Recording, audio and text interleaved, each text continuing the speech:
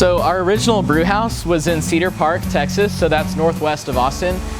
We started in about a 700 square foot facility, and these small tanks right here, the 5 tanks, is a 3-barrel brew house. And so what that means is it produces 3 barrels worth of beer in one brew session. So back over here, I'm going to show you guys the 30-barrel brew house that we upgraded to. And so unlike the 3-barrel brew house, this brew house can brew 60 kegs worth of beer at a time. And this is how we were really able to scale up and start getting a lot more accounts around town. And this is called a mash tun. So in the mash tun, we go through a process called mashing.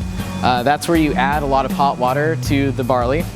You essentially cook it inside the mash tun for about an hour. And so during that process, what's going on is the hot water activates the enzymes that were released prior. The enzymes are going to break down the starches in the seed into sugars, and then the water is going to soak up those sugars.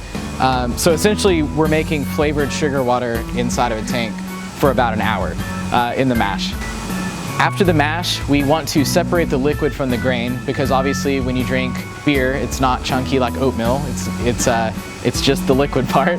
And so in order to separate it, we actually pump it from the mash tun over to the middle tank here, which is called a lautering tun.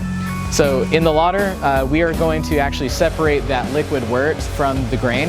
And so how we do that is in the bottom of that tank, there is a stainless steel strainer that has very fine slits in it. We pump out the wort from the bottom of the tank. The grain's going to pile up on top of the strainer, and it's going to be left behind in the middle tank. So now we're over in the boil with the wort. We're going to boil the wort for about an hour. During the hour boil, we are sterilizing it. So there's natural yeast and bacteria on pretty much everything. And so during the malting process and getting it through our facility, it's possible that the barley could have picked up bacteria. So we basically sterilize it and boil off all the bacteria. We also add hops during the boil. And so hops are what lend bitterness to beer. That's what balances out the sweetness from the malt.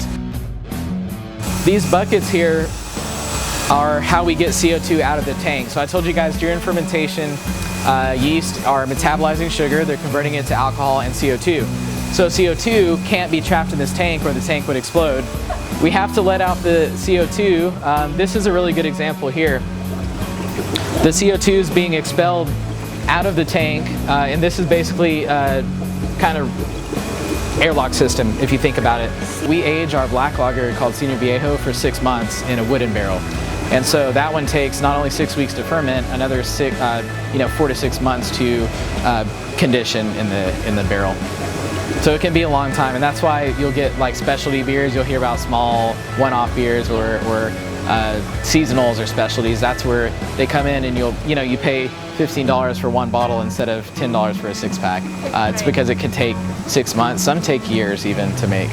The way that we try to source ingredients is local if we can. Now the reason I say that is the malt houses and the places you get hops, they don't really grow well in Texas. The malt houses have been around for a long time, and so you know that you have quality ingredients coming in. So those are from out of state. But we do use, like in a couple of our beers, we use corn.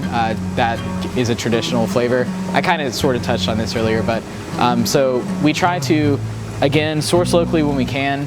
We want to support Dripping Springs specifically in Austin, so a lot of times we'll collaborate with local businesses that will both market for each other but also help each other out. So Salt Lick down the road, the famous barbecue place, has smoked some of our malts, and so that's how you make like a smoky beer. Sustainability wise, the grain, we try to give away our grain. We reuse yeast. You can reuse it several generations. So try to make as small as a footprint as possible while making good product and helping out the community when we can.